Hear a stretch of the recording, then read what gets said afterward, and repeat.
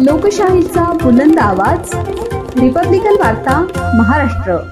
फुलंब्री पोलिसांची पोखरी शिवारातील जुगार अड्ड्यावर धाड, 2.5 लाखाचा मुद्देमाल जप्त, तालुक्यातील अवैध धंदेवाल्यांचे धाबे दणाणले।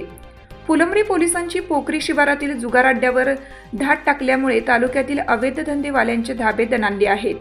तालुक्यातील पोखरी शिवारात फुलंब्री पोलिसांनी दिनांक 10 सप्टेंबर रोजी एका जुगार अड्ड्यावर धाड टाकत जन्ना मन्ना नावाचा जुगार खेळ खेळणारे 6 आरोपींवर कारवाई करत 4,320 रुपये रोख, 60,000 रुपये किमतीची 6 मोबाईल फोन, 4 मोटरसायकल असा एकूण 2,44,320 रुपयांचा मुद्देमाल 2 पंचासमक्ष जप्त करून 6 आरोपींविरुद्ध police head constable Kailas Rathod यांच्या फिर्यादीवरून फुलंब्री पोलीस ठाण्यात कलम 12A महाराष्ट्र जुगार कायद्याप्रमाणे गुन्हा दाखल करण्यात आला। सदरची कारवाई जिल्हा ग्रामीण पोलीस अधीक्षक डॉक्टर विनयकुमार राठोड, अपर पोलीस अधीक्षक अन्नपूर्णा सिंह मॅडम, पोलीस उपाधीक्षक पूजा नांगरे यांच्या मार्गदर्शनाखाली फुलंब्री पोलीस ठाण्याचे पोलीस निरीक्षक Sanjay Sahane, police head constable Kailas Rathod, Narke Gaikwad यांनी केली। रिपब्लिकन वार्ता महाराष्ट्र वृत्तवाहिनीसाठी औरंगाबाद मराठवाडा उपसंपादक अकबर शहा।